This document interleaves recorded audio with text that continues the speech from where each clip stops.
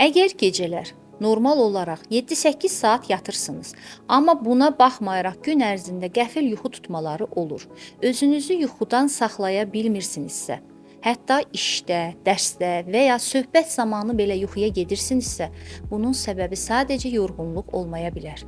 Bu hal narkolepsiya adlanan nevroloji xəstəliyin əlaməti ola bilər. Narkolepsiya beyində oyanıqlığı təmin edən mexanizmlərin pozulması nəticəsində yaranır. Xəstələrdə gün ərzində qarşısalınmaz yuxu tutmaları olur. Bəzən isə gülərkən, həyəcanlanarkən və ya emosional anlarda əzələlərdə qəfil boşalma da müşahidə edilə bilər. Təəssüf ki, bir çox insan bunu tənbəllik, halsızlıq və ya yuxusuzluq kimi qiymətləndirir. Halbuki söhbət müalicə oluna bilən nevroloji xəstəlikdən gedir. Diaqnozun qoyulması üçün yuxu laboratoriyasında polisomnoqrafiya və xüsusi gündüz yuxu testləri aparılır.